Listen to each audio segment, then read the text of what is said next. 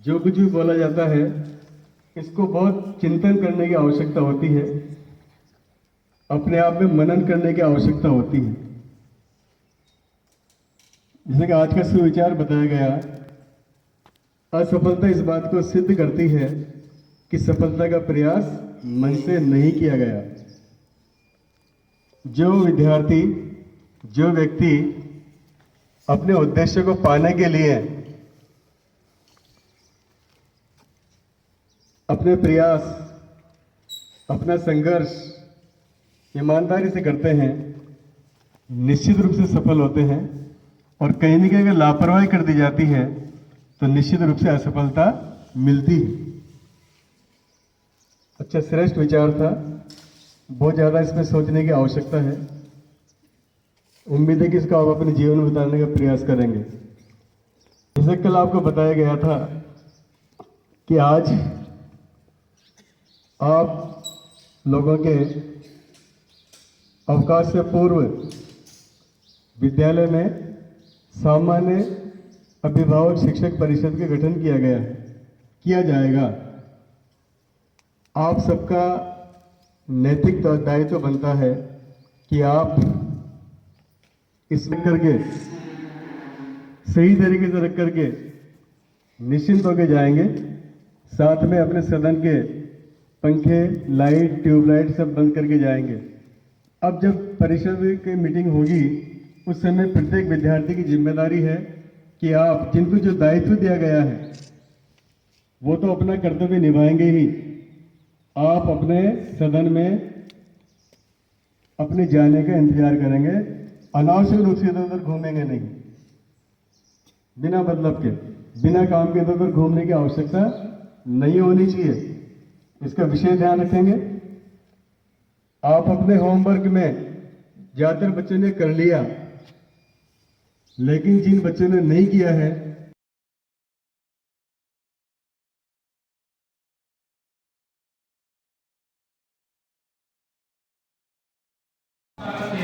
सब लोग तालियों से स्वागत करें एक बार। और मैं अनुरोध करना चाहूंगा कि हमारे जो वॉलंटियर हैं कृपया बाहर जो भी अभिभावक हैं उनको भी लेके आए और यथास्थान जिस ब्लॉक के हैं उस ब्लॉक में उनको बैठाएं। जो भी अभिभावक एवं हमारे विद्यालय के अध्यापक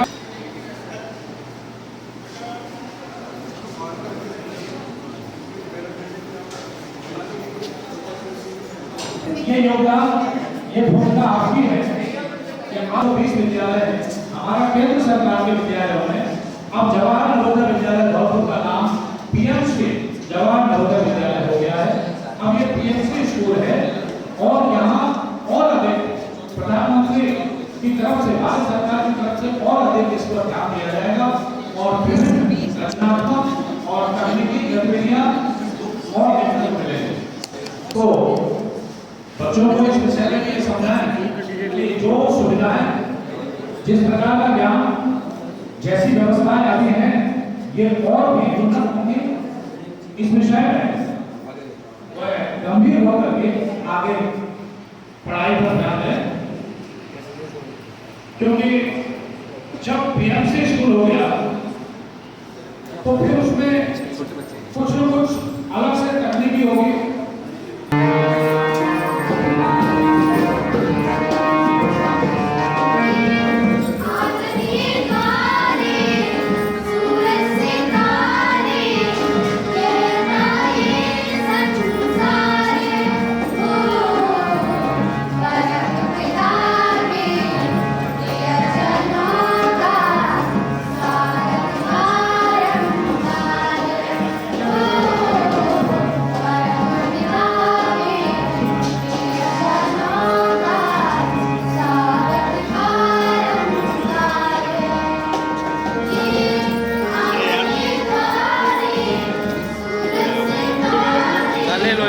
हमारे भी निकाल देना।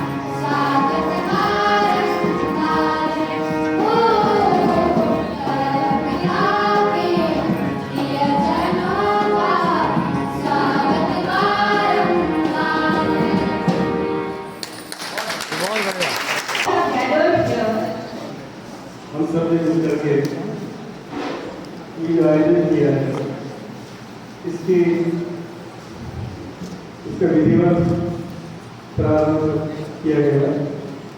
सर्वप्रथम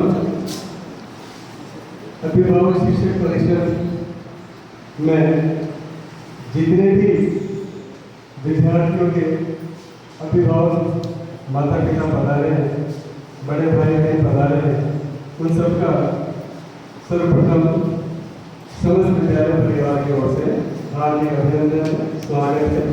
साथ ही मैं इस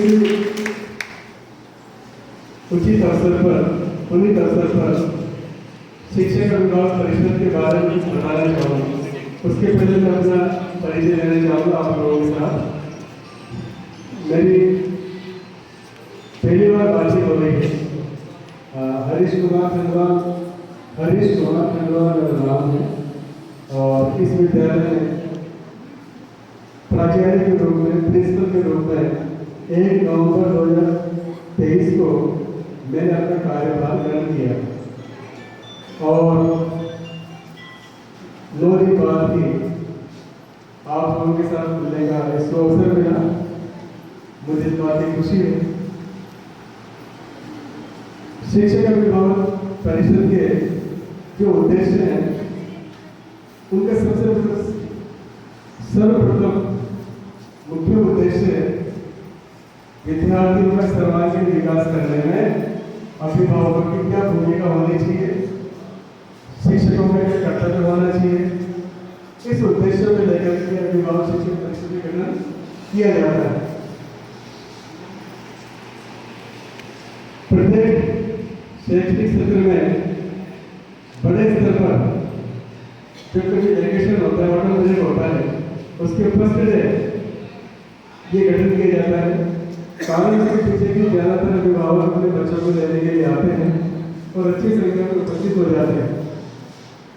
मुझे भी खुशी इस बात की है कि बहुत काफ़ी गार्जियन से उपलब्ध उपस्थित है, कुछ आने वाले होंगे, उन सबका भी स्वागत है। देखिए, नवोदय विद्यालय समिति जो कि पूरे देश में लगभग 675 नवोदय विद्यालयों का संचालन करती है। हर विद्यालय में अभिभावक शिक्षक परिषद का गठन किया जाता है। चूंकि आवासीय विद्यालय है, आपने अपने बच्चों को कुछ सपने लेकर के, कुछ अभिलाषाओं के साथ, कुछ उम्मीद के साथ यहाँ पे एडमिशन दिलवाया और हमारे विश्वास पर आपने यहाँ पे रखा। हमारा कर्तव्य बनता है आपकी कसौटी पर खड़े होते हैं, आपके सपनों को साकार करने में। साथ में आप लोगों का भी दायित्व बन जाता है कि आप भी अपने पुत्र पुत्री को विद्यालय में जब से लेके जाते हैं या विद्यालय वापस लेके आते हैं तो कुछ आवश्यक बातें, आवश्यक शिक्षा देकर के जाए। जैसे विद्यालय के नियमों की पालना करनी है, अनुशासन में रहना है, क्योंकि किसी भी संस्था के लिए, किसी भी संस्था को ऊपर उठाने के लिए उस संस्था के नियमों की पालना करना प्रत्येक शिक्षक, कर्मचारी और प्रत्येक विद्यार्थी की जिम्मेदारी होती है। अनुशासन किसी भी संस्था को आगे बढ़ाता है, चाहे वो कार्यालय कोई भी विभाग हो, चाहे वो कॉलेज हो, चाहे स्कूल हो। हर संस्था के लिए अनुशासन जरूरी होता है और अनुशासन नियमों की पालना के आधार पर ही बढ़ता है। क्योंकि ये छोटे बच्चे हैं, 11-12 साल की एज में आते हैं और पढ़ते पढ़ते 16, 17, 18 साल तक पहुँच जाते हैं। तो जो विद्यालय 6ठी क्लास से लेकर 12वीं क्लास तक पढ़ा करके इस किशोरावस्था में उनको बड़ा करता है, हम सबकी दायित्व बन जाती है कि वो विद्यार्थी यहाँ से एक श्रेष्ठ विद्यार्थी बनकर निकले। उसमें अभिभावकों की भी महत्वपूर्ण भूमिका होती है, क्योंकि कोई भी विद्यार्थी अगर गलत कार्य करके विद्यालय से निष्कासित किया जाता है, बहुत कम नंबर लगे पास, केवल पास हो जाता है, तो वो तो कोई उद्देश्य नहीं हुआ।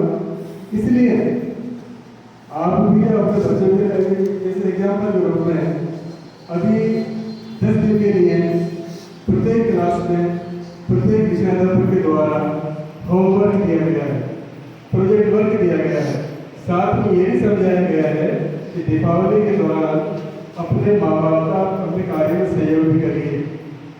अब आपका नाटक डिपेंड करता है कि मेरा व्यवहार में 4 महीने बाद आया है, आराम कर, रेस्ट कर दो, या फिर आप पे डिपेंड करता है कि छोटे छोटे कामों में उनका सहयोग है ताकि उनकी आदतें बनी रहें, आलसी नहीं हो, लापरवाह नहीं हो। साथ में आप इसको भी देखें कि वो 10 दिन के दौरान कुछ पढ़ाई लिखाई भी कर रहा है या नहीं कर रहा है। ये पूछिए कि उसने होमवर्क दिया तो होमवर्क के स्कूल में निपटा के आएगा, क्या कर रहा है। ये जरूरी, क्योंकि हम सब पढ़ाने के लिए हैं, आप पढ़ाने के लिए बच्चों के आप प्रवेश दिलाएं। तो ऐसी स्थिति में आप एक महत्वपूर्ण कड़ी हैं शिक्षक और विद्यार्थी के बीच में। अब आपका कर्तव्य बन जाता है कि संस्था को आगे बढ़ाने में कैसे सहयोग करें। इसी उद्देश्य से गठन किया जाता है। अब इसमें सर्वप्रथम शैक्षणिक बातचीत ही अमल करें, सबसे पहले एकेडमिक में बातचीत करें। तो जब आप विद्यालय में आते हैं, आकर के आपसे विषयाध्यापकों के द्वारा भी कहा जाता है, हाउस मास्टर्स के द्वारा भी कहा जाता है, मैं भी बोल रहा हूँ कि जब भी आप आते हैं सबसे पहले उनके हाउस मास्टर से, उनके विषयाध्यापक से आप मिलिए। मिलकर के उनसे पूछिए कि आपका जो टेस्ट हुआ उसमें कितने नंबर आए। अगर नंबर अच्छा है तो प्रशंसा करिए, नंबर कम कर आए तो कारण पता करिए कितने नंबर कम कैसे रह गए, किस लेवल पे कौन सी कमी रही जिसकी वजह से आपके पढ़ाई लिखाई में नंबर कम रहे। वो कारण ढूंढने की कोशिश करिए। उसका समाधान तभी होगा जब बच्चे के पास सुनने के साथ साथ संबंधित विषयाध्यापक से मिलेंगे, तब जाकर के वो कहेंगे कि बच्चे भी इस बात का होगा आभास कि मेरे मम्मी पापा आते हैं तो मुझसे मिलने से पहले सब्जेक्ट टीचर से मिलते हैं। निश्चित रूप से मुझे आगे बढ़ने के लिए अपनी पढ़ाई के प्रति गंभीर होना ही पड़ेगा। इसलिए मेरा आप लोगों से विनम्र आग्रह है कि आप जब भी आते हैं अपने विषयाध्यापक से जरूर मिलिए। दूसरा, चूंकि हॉस्टल लाइफ है, हाउस में कैसे रहने, ग्रुप में रहने के लिए, समूह में रहने के लिए, एक साथ रहना पड़ता है, उसके लिए अपने सदन के नियम होते हैं, उन नियमों की पालना करनी है। उदाहरण के रूप में एक साथ रहने के लिए मिलजुल करके रहना, एक दूसरे का सहयोग करना, एक दूसरे की आलोचना नहीं करना। जैसे अपना घर होता है कि सदन है, हाउस ही हॉस्टल है, फर्क इतना है कि 5 आदमी रहते हैं, यहाँ पे 48 रहते हैं। ये डिफरेंस है, बहुत बड़ा अंतर है। और 48 बच्चों में 45 बच्चों में कैसे एडजस्ट करें, ये आदत आगे चल करके बच्चों में सेल्फ डिपेंड होने का गुण डेवलप करती है। इसीलिए आवासीय विद्यालय की मेन धारणा यही है कि एक साथ ग्रुप में कैसे रहा जाए और कैसे रह करके अपने कार्य शुरू करें। कि घर जाते हैं तो मम्मी पापा पे निर्भर करते हैं, मम्मी बोलती बेटा बाथरूम में कपड़े छोड़ देना, नाश्ता वास्ता कर लिया ना, आराम करें। यहाँ पे ऐसा नहीं है, एक रूटीन है। उस रूटीन में अपने आप को कैसे रखना, बच्चे को अपनी सफाई खुद करनी है, अपने कपड़े संभाल के खुद को रखना है, अपनी किताबें को खुद को संभाल के रखनी है। तो ऐसी स्थिति में हॉस्टल में रहने के लिए भी आपको बताना है कि आपको जो हाउस मास्टर निर्देश देते हैं उनकी पालना करनी है। हाउस में रहने के लिए मिलजुल करके रहना है, एक दूसरे का सहयोग करना है, एक दूसरे का नाम नहीं लिया, किसी को सुविचार प्रस्तुत करने का, किसी को प्रतिज्ञा बोलने का, किसी को सामान्य करने का पूछने का, किसी को प्रार्थना बोलने का अवसर मिलता है कि अवसर मौका सबके लिए खुले और उसमें कितना अपने आप को प्रस्तुत करता है वो विद्यार्थी पर डिपेंड करता है। ठीक उसी तरीके से बड़े प्ले ग्राउंड है, मॉर्निंग में उठ करके समय पर उठ के अपने योगा करना, पीटी करना, रनिंग करना, शाम को गेम्स में खेलना, फ्रेश करना और फिर दिन भर अपने रूटीन में पढ़ाई करना। इस सब में जरूरी होता आपकी शिक्षा जरूरी है, बच्चों के लिए आपको समझाना जरूरी है कि भाई जो आपका रूटीन है, बाकी से बोला कि घर पे भी जब खाते हैं तो अपने एक लिमिट में खाते हैं, जितना होगा सब भोजन सबके लिए बनता है। कोई विद्यार्थी ऐसे भूखा नहीं जाता, पूरी संतुष्टि के साथ जाता है। तो आप उस समय शिक्षण दीजिए कि जब आप लंदन में वापस जाते हैं तो आप उतना ही तो थाली में व्यर्थ नहीं जाए लाली में, यानी फेंकने की नौबत नहीं आनी चाहिए। उतना ही लीजिए आप, ये भोजन आप सबके लिए है। ये फूड क्वालिटी भी जब कई अच्छे डिपार्टमेंट में, अच्छी संस्था में आप जब आगे बच्चे कार्य करेंगे, एक अच्छी सोसाइटी में बैठेंगे, तो फूड कल्चर कहीं के व्यक्तित्व में चल गई। इसे कोई साइंटिस्ट बन के नासा तक में एक विद्यार्थी, नवोदय विद्यालय और बैठे अमेरिका की जो अंतरिक्ष एजेंसी है उसमें भी नवोदय विद्यालय के बच्चे विदेशों में भी सेवाएं दे रहे हैं। IAS, IPS, RAS, खूब है, डॉक्टर इंजीनियर की लाइन लगी हुई नवोदय विद्यालय से। वो सब किसकी देन है? अभिभावकों की और शिक्षकों की देन है। वो विद्यार्थी जब आते हैं हमें भी गर्व होता है कि आज हमारा बच्चे हमें पहुंचे, तो तभी संभव है जबकि हम लोग उसको अच्छे से प्रेरित करें। इस उद्देश्य से गठन किया गया है। अब थोड़ी नेगेटिव बातचीत भी कर लें कि देखिए नवोदय विद्यालय समिति के द्वारा कुछ आइटम्स को विद्यालय में प्रतिबंधित किया गया है। कुछ ऐसी सामग्री है जो कि विद्यालय में जाना वर्जित है। अब वो कहीं न कहीं आपसे साथ में कोई हॉस्टल लाइफ में हर इस लेवल के बच्चे पढ़ते हैं। आपने कोई कीमती घड़ी, स्मार्ट वॉच या कोई ऑर्नामेंट लेके भेज दिया तो वो कहीं दूसरे का बच्चे का जीव रचा देता है। कहीं की चोरी धैर्य को सुना, समझा और मुझे उम्मीद है कि आप इसको अपने बच्चों में अपनाने का प्रयास भी करेंगे। इन्हीं शब्दों के साथ बहुत बहुत धन्यवाद। 31 अगस्त लास्ट डेट थी और 20 जनवरी को परीक्षा होगी। तो उसके लिए क्या है कि हम विज्ञापन देते हैं। विज्ञापन देके समिति की जो वेबसाइट है नवो, इस पर ऑनलाइन फॉर्म भरे जाते हैं। हो गए 40 में से कम हुए, उतनी हमने रिक्तियां भेज दी। तो अभी तक तो मेरिट बेस पर होता था, अब इसी सत्र से चयन परीक्षा होने लगी है। तो उसकी जानकारी नहीं होगी, इसलिए हमने धौलपुर उस गतिविधि में धन के चयन नहा धो करके हमारे विद्यालय में 8 बजे प्रार्थना, एक अध्यापक प्रतिदिन एमओडी के रूप में कुछ अच्छी बातें, अच्छे संदेश सिखाता समझाता है। उसके बाद सभी क्लासेस चलते हैं, विषयवार पढ़ाई होती है, पुस्तकालय का पीरियड है या आर्ट ड्राइंग या म्यूजिक का है। सारी चीजों के बाद 1:30 बजे से मध्याह्न भोजन है, लंच है। लंच के बाद फिर उसके बाद विश्राम का समय है। तो उसमें कुछ एक बच्चे पेरेंट्स को बुला लेते हैं। आपसे अनुरोध है कि हम लोग जो 5:30 के पीछे लगे हैं बच्चों के, तो कृपा करके 1:30 से और 3 बजे के बीच में किसी भी काम से अगर इमरजेंसी तो बात अलग है, आपातकाल की बात अलग है, अन्यथा लीव के लिए मिलने के लिए अध्यापकों से भी उनको परेशान न करें, क्योंकि भोजन करने का और आराम का यही एक का श्रेष्ठ पड़ता है। वही उनको जो भी स्वल्पाहार है वो दिया जाता है। और यहाँ रख दे बेटा। इसके बाद वहाँ से 7:30 बजे साइलेंट बजेगा, वहाँ से बच्चे छूट जाएंगे, सीधे अपनी प्लेट लेकर के सीधे डिनर के लिए। यहाँ भोजन होगा 7:30 से 8 टाइम है। कुछ बच्चे क्या है कि जो बड़ी लगाओ, आप ही लगाओ।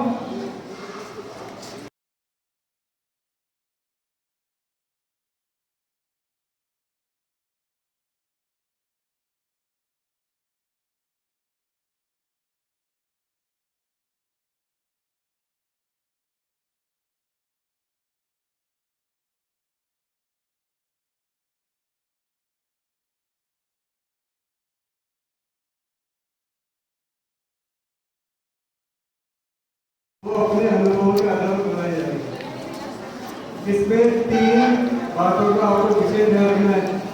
कृपया करके सारे अभिभावक इस बात को विशेष ध्यान रखिए, जब दीपावली के बाद आपका बच्चे आता है, आप निसंकोच होकर कैंटीन बैग चेक कर लीजिए। किसी के पास तो बच्चा पटाखा नहीं होना चाहिए। अगर किसी बच्चे ने दीपावली के बाद विद्यालय जाकर पटाखे फोड़े और पकड़ा गया तो उस बच्चे के खिलाफ सख्त कार्रवाई करेंगे। नंबर 1। नंबर 2, आप किसी भी प्रकार का कीमती आइटम नहीं देंगे मुझे। नंबर 3, जो आप अपने पॉकेट मनी बच्चे को देके जाते हैं, वो पॉकेट मनी सीधे बच्चे को नहीं देंगे, संबंधित मास्टर को जमा करवा के जाएंगे ताकि वो आवश्यकता पड़े तो उसे ले सके। और नंबर 4, बेटा बात नहीं, नंबर 4, आपका जो मिलने का दिन है वो शनिवार किया हुआ है। संडे के दिन कारण क्या है, मैं संडे शनिवार इसलिए कर रहे हैं क्योंकि संडे के दिन पिछले 2 सालों से केवल 6 लोग कॉन्ट्रीब्यूट होते हैं टीचर्स में। एक अध्यापक के पास 2 हाउस होते हैं और सैटरडे तक बड़ा उस बात का प्रश्न हो जाएगा। इसलिए जो भी आते हैं आप शनिवार को आने का प्रयास करें। शनिवार का स्कूल में लगता है, टीचर्स भी उपलब्ध होते हैं और आपकी समस्या का समाधान भी हो सकता है। आप संडे के दिन आएंगे तो ज़्यादातर आपको छुट्टी भी मिलेगी।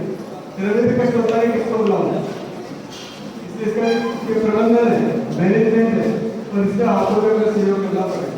इसलिए कोशिश करिए शनिवार का आता है।